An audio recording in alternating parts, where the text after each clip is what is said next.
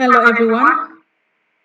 Today I would like to introduce to you nutrition and immunity as a course unit.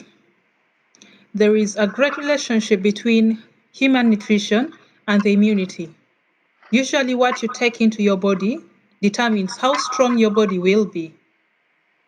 It will determine how strongly you resist infections and how well your life will be. So health starts with good feeding. Once you feed well and you're healthy, then you do not have to worry so much. You have all that you need. So, what is healthy nutrition? When you talk about healthy nutrition, it's about eating the varieties of all the food substances that are present in your community. You have to include fruits and vegetables, you have to include proteins and fats and carbohydrates in the different proportions. I introduced to you my healthy plate in one of the courses that I lectured, and that will give you an overview of how much you're supposed to eat from each of these food groups.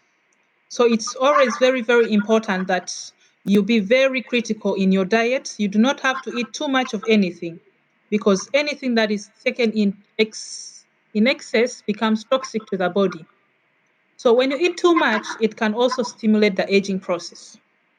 And also, when you eat too much, it can also stimulate harmful effects in the body, such as inflammation, and it will negatively impact the immune system. And this will potentiate the effects of aging, both the inflammation leading to cancer and infections and different allergies here and there. So, as we go along, we are going to learn more about the immunity and how it links with our nutrition. So in this module, basically, I would like all of us to understand the relationship between nutrition and immunity, the importance of proper nutrition for immune function, the impact of nutritional deficiencies on immunity, and the strategies for using nutrition to support the immune system. The immune system is a network of cells, tissues, and organs that work together to protect the body from harmful invaders.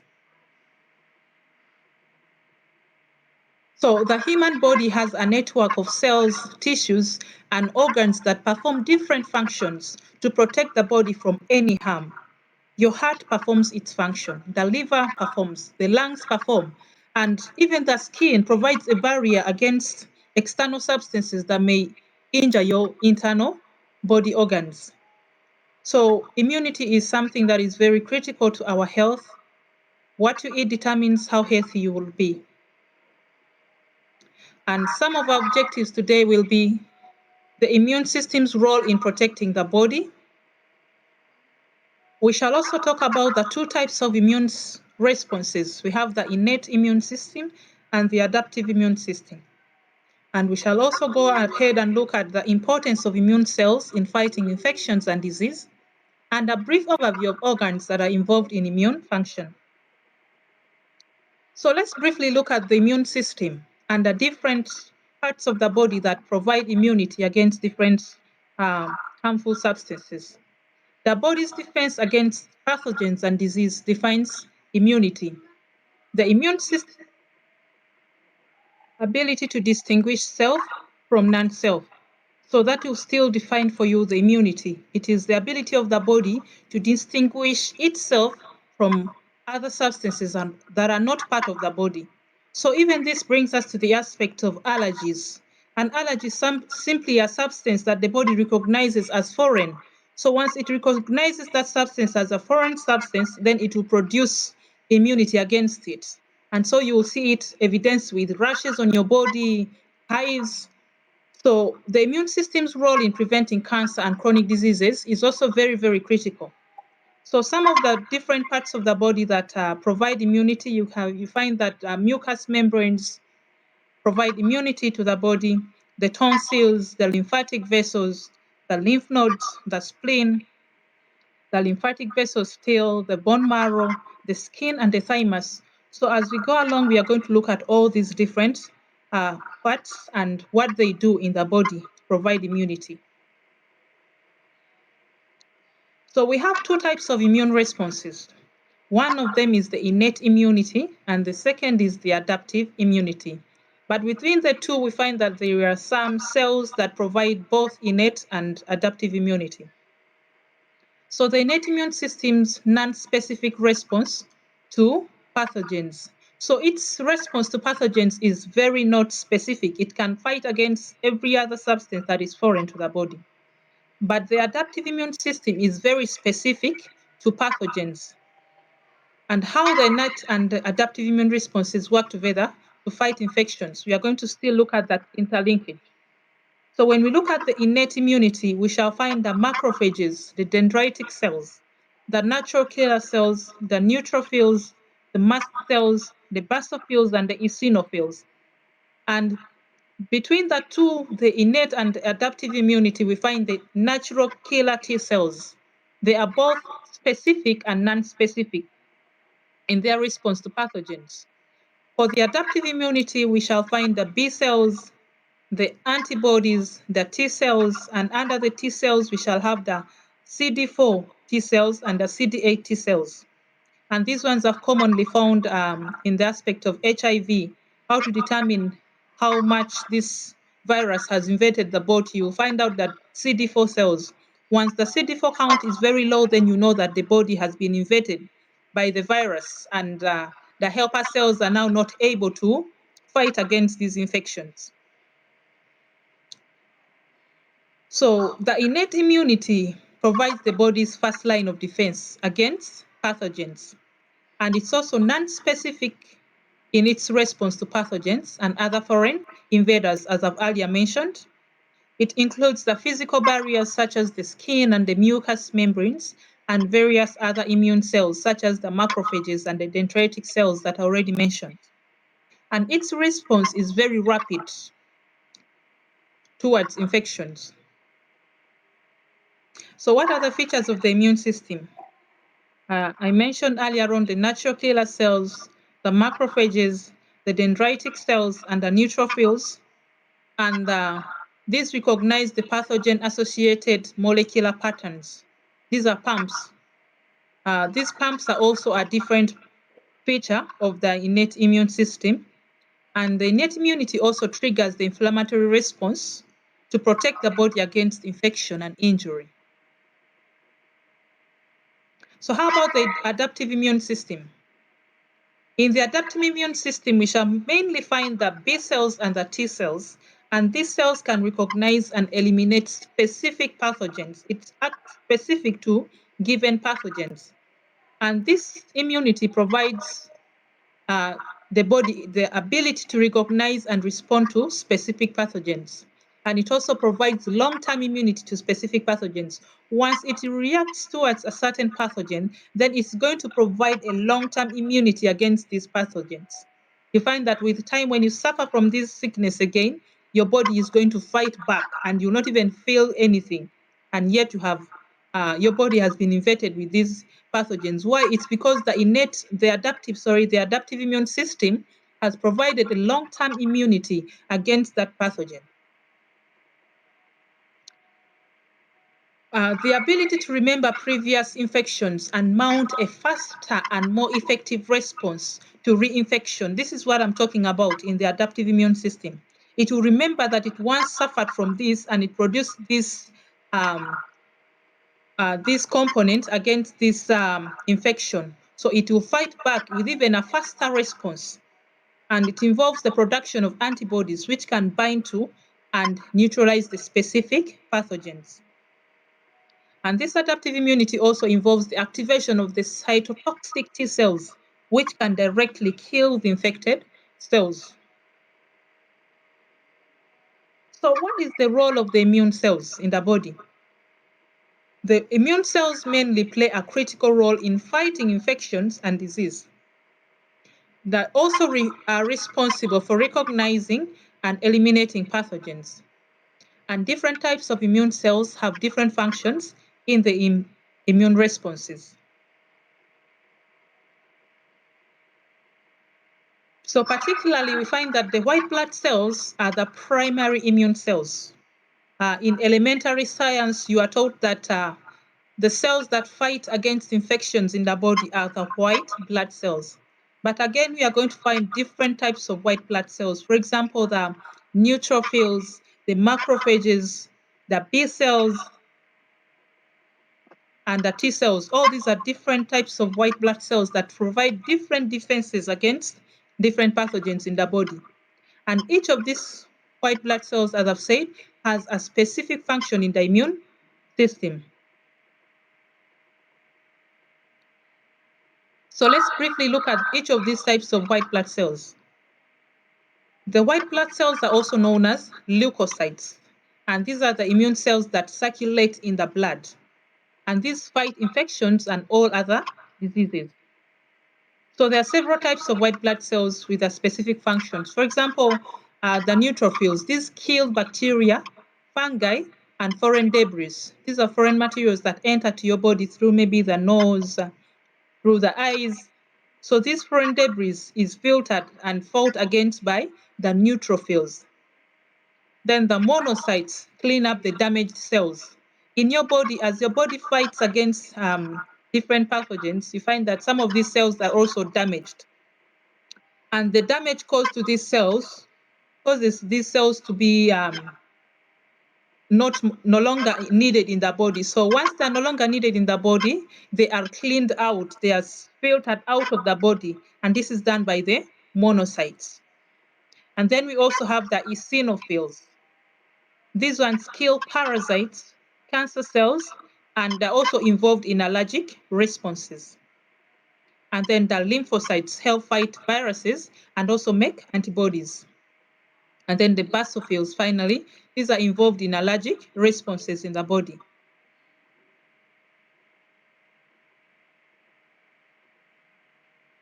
So we also have the dendritic cells.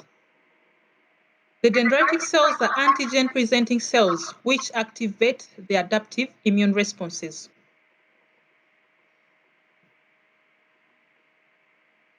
So let's look at each of these cells in a bit of more detail. The neutrophils, as I earlier said, they fight against bacteria, fungi, and foreign debris. So these are the most abundant type of white blood cells in the body because they do the most work. Every day our body is exposed to different kinds of bacteria and fungi and foreign debris. So that's why these neutrophils are very abundant in the body. And they are the first responders to infections. Any kind of infection in your body, they are always the first to respond. And they can also engulf and digest pathogens. So this is how they function. They do so by engulfing and digesting these pathogens. And then finally, they release toxic chemicals to kill these pathogens. And then the macrophages, these are scavenger cells, which also function by engulfing and digesting pathogens and other foreign particles. They can also activate other immune cells and help to initiate the immune responses. And they play a very critical key role in inflammation and tissue repair. How about the dendritic cells? These are antigen-presenting cells, as I already mentioned, and they activate the adaptive immune responses. And they can be found in different parts of the body, such as the skin, the lungs, and the gut. These capture and process the antigens, and then they present them to the T cells. And they also play a very critical role in activating immune responses towards infections. The natural killer cells. These cells are those that can directly kill infected cells. As you can hear, their name is natural killer cells. The body has a natural defense against infections. So these natural killer cells will directly invade these pathogens and kill them. And this is part of the innate immune response. The innate immunity is also called the natural immunity. This one is acquired at birth and also through breastfeeding. So you find that this immunity, this is where you find that the natural killer cells are built up in the body in abundance. And this can recognize and destroy virus infected cells and also tumor cells. So you may have a benign tumor, and these natural killer T cells will come and destroy this these tumor cells before they turn into a cancerous tumor. So they also play an important role in controlling infections and preventing cancer. So how about the B lymphocytes, the B cells? These are the immune cells that produce antibodies in the body. And they are also very, very important in the adaptive immune response, since it's in the adaptive system that you find antibodies being produced. So they can recognize and bind to specific antigens. And they can also differentiate into plasma cells, which at the end produce large amounts of antibodies in the body. The T cells. The T cells, as I earlier said, they can be divided into two. We find that we have the T helper cells and the T killer cells. And these ones are involved in the adaptive immune system. The T helper cells are also called the CD4 cells, and the T killer cells are called the CD8 cells. These immune cells can directly kill infected cells and activate other immune cells. And different types of T cells have different functions, and they can also recognize and respond to specific antigens. So what are the different organs that are involved in immune function? One of the most critical organs involved in immune responses in the body is the lymphatic system. This one is a network of vessels and organs that is involved in immune function. Then we have also the thymus and the bone marrow. These are very important in development of immune cells in the body. And then the spleen and the lymph nodes. They filter the blood and the lymph respectively and remove pathogens and other foreign particles from the body. So let's briefly look at the lymphatic system. This picture here represents a human being and the different locations of the different parts of the lymphatic system. So the lymphatic system is a network of vessels and organs that is involved in immune function. And it mainly transports lymph, which is a fluid that contains immune cells and other components throughout the body. So this lymph moves all over the body, circulating and looking out for any infections because it contains the immune cells and any other immune components. And the lymph nodes are very tiny organs that filter the lymph and remove pathogens and other foreign particles. So let's look at both the left and the right hand side of this body. You find that on the right, we shall find the thoracic duct, the thymus, the auxiliary lymph nodes, the spleen, the lymphatics of the upper limb, and the inguinal lymph nodes. These are all found on the right hand side of the body. And then on the left, we shall find the cervical lymph nodes, the lymphatics of the mammary gland, the cisterna child, the lumbar lymph nodes, and the pelvic lymph nodes, and the lymphatics of the lower limb. So each of these has a specific function in the body to provide immunity against various pathogens. The thymus. So this is an organ that is located in the chest area, which is involved in the development of T cells. And once the T cells mature in the thymus, they can learn how to recognize and respond to specific antigens. So the thymus is always most active in childhood, and as you grow older, it gradually shrinks with age. So let's look at the different parts of the thymus. In the thymus, you'll find the thymic corpuscle, then you find the capsule, that is the outer covering. Then you also find the cortex, then the medulla, then the interlobular septum, and the thymic lobule. Yes, so those are the different parts of the thymus. The bone marrow. This is a spongy tissue inside bones where blood cells are produced. So the B cells are also produced and they mature in the bone marrow. This bone marrow is very, very important because it's involved in the production of other immune cells, such as the neutrophils and macrophages. And as we earlier said, the neutrophils and macrophages are the most important cells in the body because the neutrophils fight against almost all the infections, such as bacteria, fungi, and any foreign debris that gets into the body. So once you open the bone marrow is found inside of the bone. So once you cut open your bone, you will find the bone marrow. And inside the bone marrow, you'll find blood vessels. And then you will find also the blood stem cells, the red blood cells, the white blood cells, and the platelets. These are the ones that prevent clotting of the blood in the body. And then the spleen. This is an organ located in the abdomen which filters the blood. It removes the old and the damaged red blood cells and other foreign particles. And it also contains immune cells that can respond to infections and other threats in the body.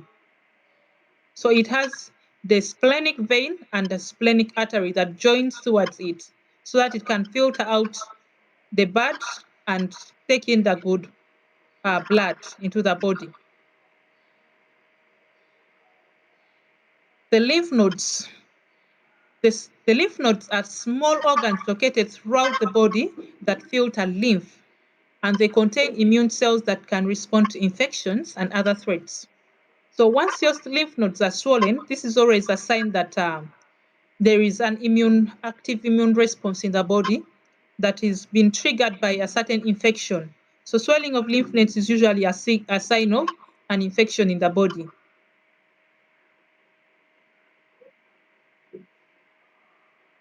The mucosa-associated lymphoid tissue.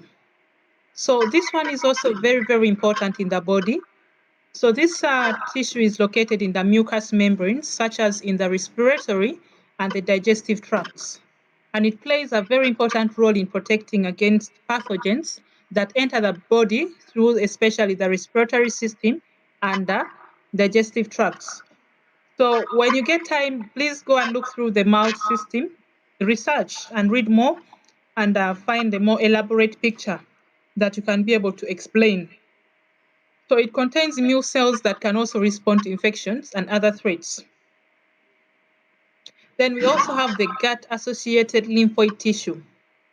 So this lymphoid tissue is located in the lining of the intestine specifically, and it protects the gastrointestinal tract against pathogens and other foreign particles that may enter through maybe the food item you have eaten, the drinks you take in. So all those pathogens are filtered out through the gut-associated lymphoid tissue. Then we have also the skin-associated lymphoid tissue. This one is located in the skin. So the name is usually derived from the part of the body where it's associated. That's why you hear skin-associated, gut-associated, then mucosa-associated. Yeah, so the skin-associated is located in the skin and also protects the skin against any pathogens that come from the outside. And so let's look at the interactions between the immune cells. We have cell-to-cell communication. So immune cells work together to fight infections and other threats. And also different types of immune cells have different functions in the immune system, but they also connect together to cause activation of an immune response, inactivation of an immune response, production of antibodies, all those processes, they are interlinked. Once the neutrophils sense an infection, they provide a signal to the rest of the cells that this is happening. So it's the first line of defense. Once it is defeated, the next cells come in to fight.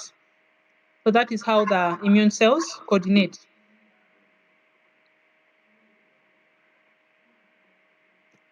So immune cells mainly communicate with each other through signaling molecules, such as cytokines. These cytokines are produced by immune cells and they can activate or inhibit other immune cells.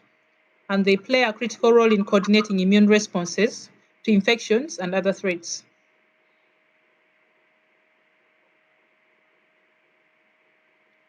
Inflammatory response. So the body's response to injury, infection, and other forms of stress is known as inflammation.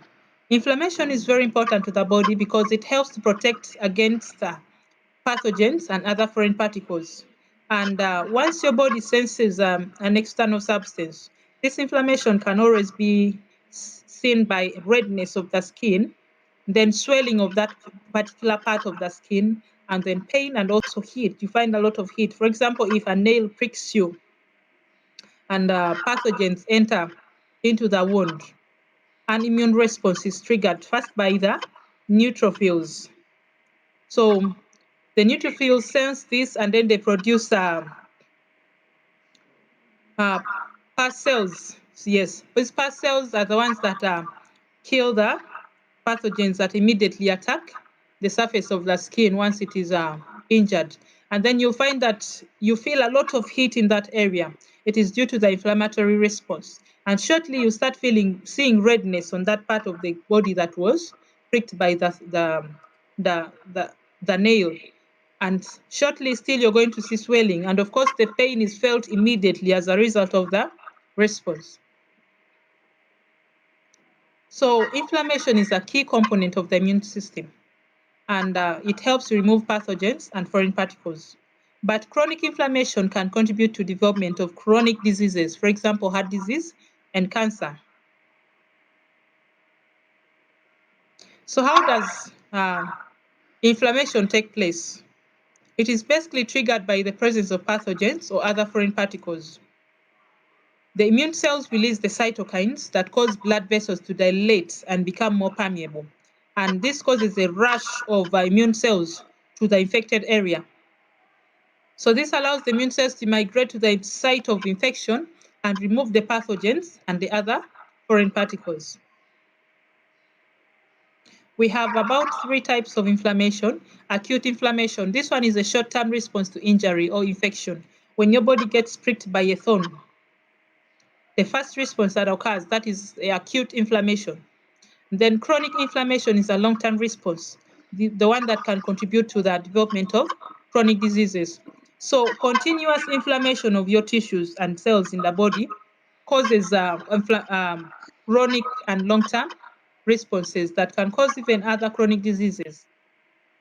And then we also have the low-grade inflammation, which can be a sign of an underlying health issue. So we've been talking about cytokines. What is the role of cytokines in the body? Cytokines are signaling molecules produced by immune cells, and they play a very critical role in coordinating the immune response to infections and other threats. They can both activate or inhibit other immune cells. What is the impact of inflammation on our health? Nutrition, quality and quantity contributes to inflammation and also the development of cancer, and also contributes to aging. Excessive inflammation in the body contributes to early aging. You find that somebody is 30 years but is looking as if they are 45 years. And this is common in members of the community that smoke and drink a lot of alcohol. So these drugs cause a lot of inflammatory reactions in the body that contribute to chronic inflammation. And so the immune cells become worn out.